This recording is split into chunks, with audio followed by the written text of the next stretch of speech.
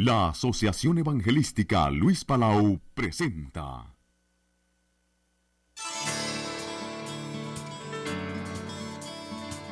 Instituto Bíblico de Superación Ministerial, Dr. Luis Palau. Muchos saludos, mis queridos consiervos en la obra del Señor. Les saluda Luis Palau con el placer de presentarles esta serie de estudios de superación ministerial en un curso de videocassettes especialmente preparado. Un curso bíblico avanzado, ágil y ameno, con un manual guía y libros de apoyo que le darán una nueva visión, que ampliarán sus conocimientos y que le otorgarán en forma práctica una gran cantidad de elementos que edificarán su vida y ministerio cristiano. Tengo el placer en este día de presentarles al doctor Luciano Jaramillo. Él nos va a dar dos cursos. Primero, exégesis bíblica. Segundo, panorama bíblico. El doctor Luciano Jaramillo es el director ejecutivo de la Sociedad Bíblica Internacional en el mundo de habla hispana. Fue secretario ejecutivo del Comité de Traducción de la nueva versión internacional de tan grande aceptación, y es un hombre que habla el español, el inglés, el francés, el latín y el griego. El profesor es un hombre de honor. Así que con nosotros el doctor Luciano Jaramillo. Con ustedes, el profesor Luciano Jaramillo, con la clase Panorama Bíblico. Bueno, en esta oportunidad vamos a estudiar una parte que es muy importante en la Biblia, y es una introducción general a los dos testamentos. La primera parte será centrada en el Antiguo Testamento. Vamos a ver hasta dónde podemos llegar con nuestro estudio introductorio al Antiguo Testamento, y el resto del tiempo, el que nos quede, hablaremos un poco también acerca de el Nuevo Testamento. Yo creo que para hacerlo de una manera pedagógica, sencilla, vamos a formularnos acerca del Antiguo Testamento 6 preguntas. Y vamos a tratar de responder esas 6 preguntas lo mejor posible. La primera pregunta es la que siempre se da en toda clase de ciencia, en toda clase de disciplina. Es una pregunta filosófica, pero práctica. Muchos piensan que la filosofía es algo por las nubes, por allá, metafísica, etc. No, la filosofía es lo más práctico del mundo. El niño, cuando apenas comienza a tener uso de razón, es filósofo ya. Y ustedes, padres que tienen experiencia, y madres, saben que el niño pregunta por el qué de las cosas. ¿Qué es esto, papá? ¿O qué es esto, mamá? ¿Y esto para qué? ¿Y esto y por qué? Las preguntas fundamentales, básicas, dijéramos filosóficas, y científicas a la vez. Entonces, ¿qué es el Antiguo Testamento? Es la primera pregunta. ¿Qué es realmente el Antiguo Testamento? La segunda pregunta es también muy sencilla, pero muy importante. ¿Cómo se compuso el Antiguo Testamento? Esta colección de libros que tenemos bajo el apelativo de Antiguo Testamento, ¿cómo fue que llegó a nosotros? Y vamos a ver que es interesante, pero no es fácil darle respuesta a esta pregunta. La tercera pregunta es ¿cómo se clasifican los libros del Antiguo Testamento? Porque el Antiguo Testamento es un conjunto de relatos, de historia, de literatura, de poesía, de profecía y muchas cosas más, muy variado ese conjunto, que debemos clasificarlo para mejor conocerlo y mejor estudiarlo. No podemos confrontar, por ejemplo, el estudio de la poesía bíblica como vamos a estudiar el estudio de la historia bíblica. Y ni siquiera la historia bíblica podemos estudiarla con los mismos parámetros, principios o claves con que se estudia la historia clásica o la historia secular. Vamos a ver que es una historia muy diferente la historia bíblica. No llena en sí la definición estricta, científica de la historia que conocemos y que como historia universal o historia de un determinado país, etc. Entonces hay que clasificar lo que se llama los diferentes géneros literarios de las Sagradas Escrituras. Y esto es fundamental en exégesis y en hermenéutica bíblica. Esto es fundamental. El estudio de los géneros literarios. Hay cantidad de géneros literarios en las Sagradas Escrituras.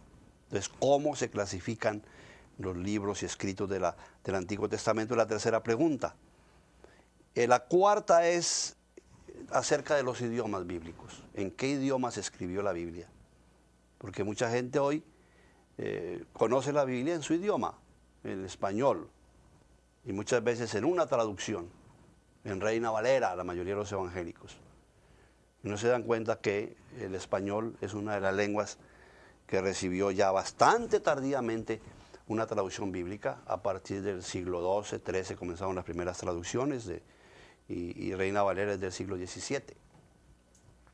Luego había corrido mucha agua debajo de los puentes, como se dice, antes de que llegara la Biblia al español, y mucho más antes de que llegara Reina Valera. Y después ha recorrido mucho más agua, dijéramos, en cuanto al estudio bíblico, el estudio de la lingüística, las traducciones bíblicas. Entonces es muy importante estudiar, tener alguna noción de las lenguas bíblicas. ¿Qué significa cada lengua de estas? ¿Y por qué se escribió la Biblia en cada una de estas lenguas? Porque hay una razón, ¿no?, de las lenguas bíblicas. Entonces, ¿en qué idioma se escribió el Antiguo Testamento? Esa es la cuarta pregunta. La quinta es, ¿realmente a través de qué proceso estos libros revelados desde la muy antiguo y a través de muchos siglos, a través de qué proceso llegó a nosotros este cuerpo de literatura que nosotros llamamos Sagradas Escrituras? ¿Cómo han llegado a nosotros? Esa es la quinta pregunta. Y por último, vamos a hablar de las traducciones bíblicas, las traducciones del Antiguo Testamento, y tener alguna orientación acerca de ellas, cómo se hacen, desde cuánto hay una historia supremamente interesante en cuanto a las traducciones bíblicas, que se remonta a siglos antes de Jesucristo, pero que sigue vigente hasta el día de hoy porque se continúan haciendo traducciones de la Biblia hoy en día, ¿no? Y es realmente, la traducción bíblica es un desafío, es un ministerio poco conocido y por eso poco apreciado. Sin embargo, es el ministerio primordial, lo llamo yo. En esa revistica que yo les entregué al principio hay un editorial mío que dice el ministerio primordial. Sin la traducción bíblica no se puede hacer ningún otro ministerio y nadie se da cuenta de eso. Si ustedes, por ejemplo, están esta noche aquí o van a su iglesia y no tienen la Biblia en español, ¿qué hacen? No se puede predicar, nadie lo va a entender, no se puede enseñar, no se puede evangelizar, los textos no están en español. Los que hemos tenido alguna experiencia misionera, por ejemplo, con tribus indígenas, aunque sea ocasionalmente, nos damos cuenta de la tremenda limitación que se tiene cuando no se tiene el texto bíblico en la lengua que habla la gente. Entonces hablaremos en la última parte acerca de las traducciones bíblicas. Como ustedes ven, aquí hay un panorama bastante amplio. Yo no sé qué tanto tiempo nos va a dar, pero vamos a tratar de completar lo del Antiguo Testamento porque mucho de eso también se refiere al Nuevo y a ver qué podemos hacer del Nuevo si alcanzamos. Entonces la primera pregunta es, ¿cuál es la primera pregunta? Ayúdenme. ¿Qué es el Antiguo Testamento? ¿No? Y como ustedes saben, se puede definir una realidad o una obra de muchas formas, ¿no? Por ejemplo, podemos dar una definición teológica del Antiguo Testamento en relación con el propósito y la realidad de este libro, que describe este libro, de relación de un Dios único que llama a un pueblo con quien hace una alianza, y de eso se trata. Entonces, teológicamente podemos hablar que es el libro de la alianza, el libro del pacto, el libro de la alianza establecida entre Dios e Israel, ¿no?, o entre Dios y su pueblo, si usted quiere una definición mucho más amplia para que abarque los dos testamentos. puede decir que la Biblia en general es el libro de la alianza, el libro de los dos pactos de Dios con su pueblo. ¿Por qué? Porque el pueblo de Dios en el Antiguo Testamento era Israel. Pero al llegar Jesucristo, fundó la iglesia, Israel ya se inhabilitó para ser el pueblo de Dios. Y Jesucristo amplificó, dijéramos, el alcance de su alianza a todo el mundo, lo universalizó. Y de esa manera incluyó a todo el mundo, pero creó su propio pueblo que se llama la iglesia, que es la congregación de los creyentes en Jesucristo. Entonces nosotros somos pueblo de Dios porque somos parte de la iglesia de Cristo. Es el pueblo de Dios en el Antiguo Testamento, que es Israel, es el que recibió el llamado de Dios para ser su pueblo escogido, para ser el portador de las promesas. Inclusive del seno de él saldría, esa fue la primera y principal promesa, del seno de ese pueblo de Dios elegido en el Antiguo Testamento saldría el Redentor, el Mesías. Jesucristo era un judío.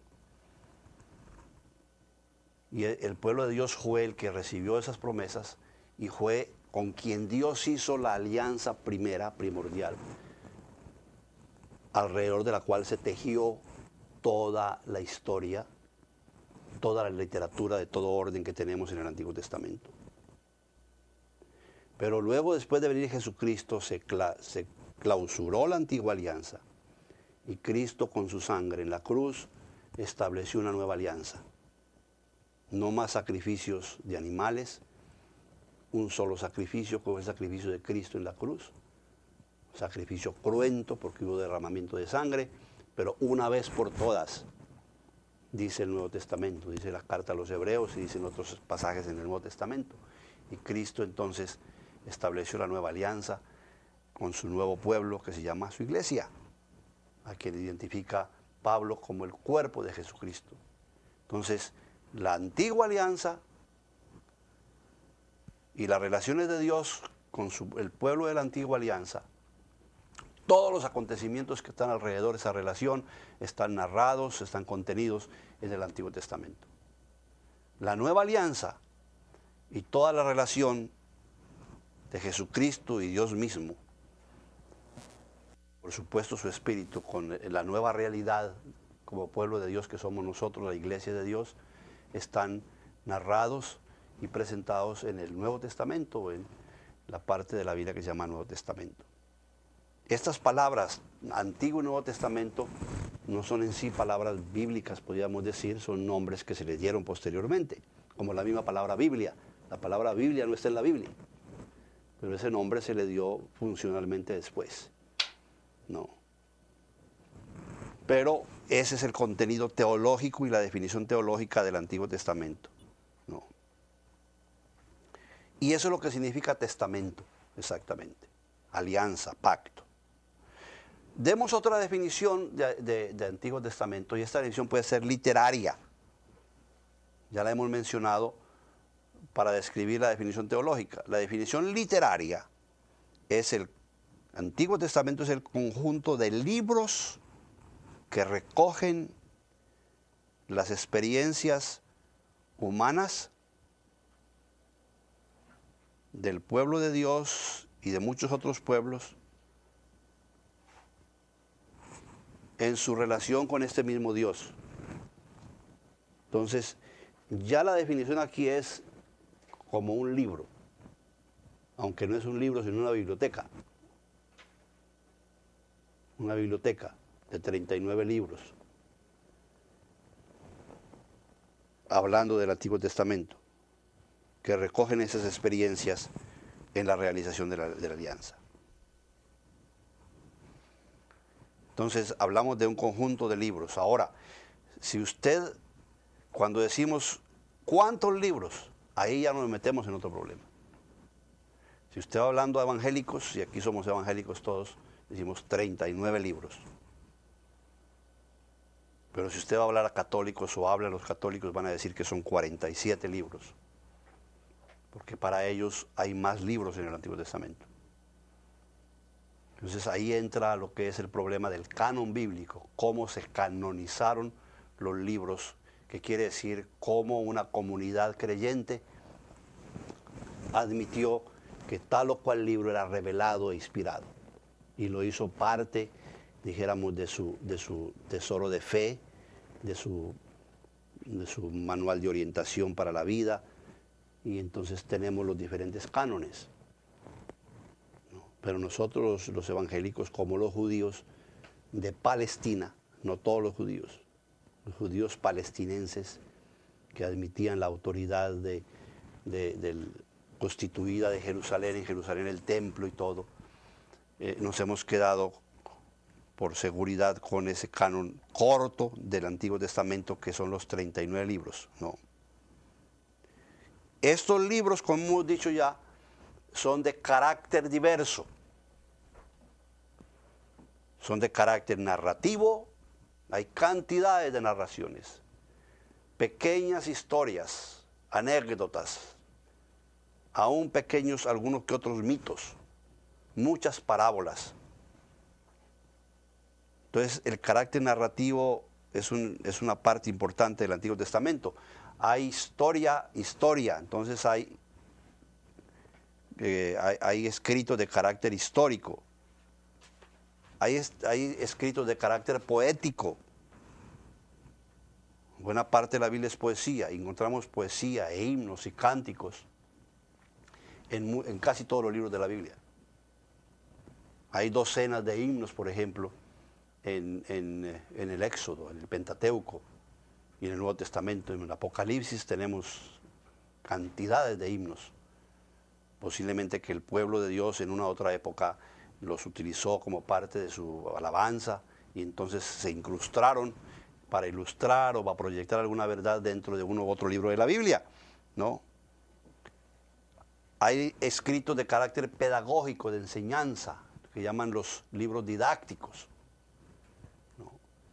Y estos escritos de carácter pedagógico forman un cuerpo de literatura muy especial. Por ejemplo, todos los libros sapienciales que hablan de la sabiduría, que es una parte importante de la Biblia, por lo general son pedagógicos. El libro de los Proverbios, el libro del Eclesiastés. Y hay partes pedagógicas en muchas partes de las Escrituras, donde hay enseñanzas. Por eso los evangelios, aunque son históricamente hablando, son historias sui generis, sin embargo, en gran parte también son didácticos, son libros didácticos porque hay muchas enseñanzas. Cristo es un maestro. Las cartas de Pablo y las otras cartas son libros pedagógicos, son libros didácticos de enseñanza. Pero lo interesante de todos estos libros es que aún con toda esta variedad de géneros literarios, de su procedencia es también supremamente variada. Entonces tenemos libros que posiblemente comenzaron a escribirse 2 siglos, siglo y medio antes de Jesucristo. Hay partes en la Biblia que son de la edad de piedra. No tenemos fechas de cuándo se comenzó a escribir la Biblia, no tenemos fechas. Pero sabemos que hay trozos de la Biblia que son supremamente antiguos. Si usted me pregunta, por ejemplo, por los salmos, se atribuyen los salmos a David, pero no los escribió David todos, por supuesto. Ahí en el mismo salmo se identifican otros autores. Y David es del siglo X antes de Cristo, más o menos el año 1900 y tanto.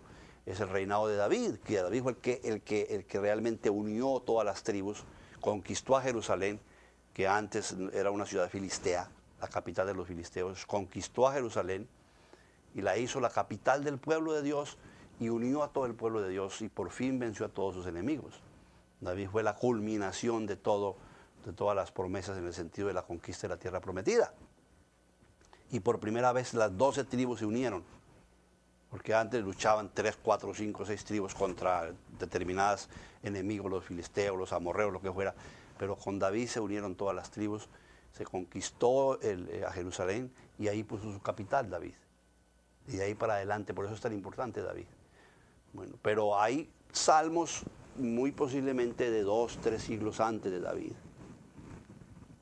que fueron tomados de la literatura de los pueblos circundantes, como el Salmo 29, por ejemplo, y que fueron, dijéramos, usando una palabra del Nuevo Testamento, rebautizados esos salmos, refocilados, reencauchados, decimos en Colombia, ¿no?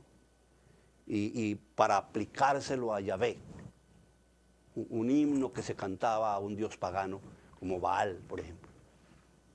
Y Baal es un dios antiquísimo, y se llamaba Baal Dios de dioses, y esa expresión se la robó el pueblo de Dios y se la dio a Yahvé. No es Baal el dios de dioses, porque era el papá de todos los dioses, entre todo ese panteón de dioses que había. Y sino el verdadero Dios de dioses es Yahvé. Entonces pasó a ser Yahvé el Dios de dioses. Y ese Salmo 29 es dedicado a Yahvé. Por eso se repite el nombre de Yahvé 13 veces en ese himno, para que no quede duda. Se quita el nombre de Baal 13 veces y se manifiesta el poder inmenso e infinito de Dios, y sobre todo de la voz de Dios, de la palabra de Dios. Para mí también es un himno de la palabra del Señor. Pero eso es un salmo, estaba hablando del 29, un salmo supremamente antiguo. Pero hay salmos que son 4, 5, 6 siglos después. Los salmos no se escribieron 150 salmos de un solo tiro, sino que se fueron componiendo a través de toda la experiencia religiosa y espiritual del pueblo con su Dios. Entonces hay salmos del tiempo del exilio. Estamos hablando del siglo VI antes de Cristo. Y posiblemente hay algunos salmos post-exílicos, aún más cercanos a Jesucristo, ¿no? Y el libro de los salmos, después de muchas ediciones, se fue con... Y hay otros salmos que no están en los 150 salmos. No entraron a los salmos y no formaron parte del libro de los salmos. Como ustedes ven, entonces, se redactó a través de un proceso histórico dentro de muchas culturas. Hay más de media docena de culturas diversas en las Sagradas Escrituras, en el Antiguo Testamento nomás. Ya les dije que la primera era una precultura de la Edad de Piedra, cuando todavía no había escritura completa, sino se estaba apenas balbuceando para transmitir los conocimientos por escrito. Entonces la primera revelación, y por mucho tiempo, fue oral. La Biblia primero se reveló oralmente, porque el pueblo semita y los pueblos orientales eran pueblos de tradición oral, no de tradición escrita, porque la lengua se estaba apenas desarrollando como escrita, ¿no? Y los materiales de escritura eran supremamente elementales. De manera que estamos en la cultura de la Edad de Piedra, ni siquiera la de bronce ni la de hierro. Pero después vinieron ya otras civilizaciones, después de la conquista de Palestina, que duró varios siglos. Eso no fue que llegó Josué y tocó la corneta y tumbó a las murallas de Jericó, y al día siguiente todo el mundo ya se agarró a su ciudad y se puso a criar sus ovejas. No, eso duró un proceso larguísimo, y luchas con cantidades de tribus. Los cananitas que estaban ahí eran los dueños de la tierra. Y eso no fue tan fácil, de que después de Jericó ya la tierra prometida fue del pueblo de Dios. Eso fue un proceso de siglos, de mucho tiempo, ¿no? Pero después de que se acomodó el pueblo en la tierra prometida, después de que tuvo sus reyes, el primero fue Saúl, que no resultó tan bueno, ¿no? Al final Dios mismo tuvo que desecharlo. Entonces vino después David, que fue un gran rey, pero también de vez en cuando, como decimos vulgarmente, metió la pata. Fue infiel a su misión. Y David fue adúltero y fue traicionero de su amigo y aún asesino. Bueno, ustedes saben el pasaje de las mujeres de Urías y cómo Natán tuvo que llamarle la atención, pero él se arrepintió y volvió otra vez a restablecerse delante de los ojos de Dios y delante de su pueblo. Y es el gran profeta y el gran salmista y el gran rey David, ¿no? Los cuales están en la genealogía de Jesucristo. Pero otras culturas en las que se escribió la Biblia fueron los asirios, por ejemplo, muy antiguos, antes de los asirios. El reino de los asirios se queda en el norte, la parte de Mesopotamia, tierra muy rica. Esos eran el imperio, y los asirios conquistaron en un momento dado a Israel y la destruyeron cuando se dividió el reino. Luego vinieron los babilonios, que conquistaron los asirios, y también vino la deportación en el siglo VI del pueblo de Dios a Babilonia. Y luego Babilonia fue dominada y conquistada por los persas, por un pequeño rey que creció, Ciro, del cual habla la Biblia, ¿no? Y que sirvió como instrumento de Dios para regresar al pueblo de Dios a Jerusalén y a su tierra. Pero Ciro fue conquistado por los persas, el imperio persa fue conquistado por el imperio griego de Alejandro el Grande. Y después de la muerte de Alejandro el Grande se dividieron sus generales el reino, entonces quedó Palestina con uno de los Ptolomeos, lo mismo que Egipto y las demás naciones. Y después en el siglo I antes de Cristo, los griegos fueron conquistados y dominados por los romanos. Y cuando llegó Jesucristo, ustedes recuerdan, en el Evangelio de Lucas se nos dice que ¿quién era el rey? Era Tiberio, ¿no? Y que tenía su gobernador. Y Cristo fue condenado políticamente por un tribunal romano, religioso, el Sanedrín y romano, porque los romanos eran los que mandaban en ese tiempo. Entonces hay una cantidad de culturas a través de muchos siglos que están dentro cuyo marco se escribió el Antiguo Testamento, con un puente hermoso que va desde la Edad de Piedra hasta Jesucristo, hablando del Antiguo Testamento, ¿no? Cuando regresemos del receso vamos a hablar qué es lo que no es el Antiguo Testamento. Yo creo que ya tienen una noción ustedes más o menos clara qué es lo que es el Antiguo Testamento, ¿no? Entonces es un libro teológico, literario, un cuerpo de diferentes escritos que revelan la vida y la actividad y las relaciones del pueblo de Dios con su Dios, que es el pueblo de la alianza, pero dentro de un marco de diferentes culturas, de diferentes partes históricas que abarcan casi 2000 años posiblemente, y que sencillamente no es solamente un libro cuerpo de literatura, sino que es un libro religioso, porque es un libro que nos habla de las relaciones de su pueblo con Dios, de la voluntad de Dios para ese pueblo, del mensaje de Dios para ese pueblo, de las promesas de Dios para ese pueblo, de los planes de Dios para ese pueblo, que van a desembocar en la venida de Jesucristo, cuando se inicia el Nuevo Testamento.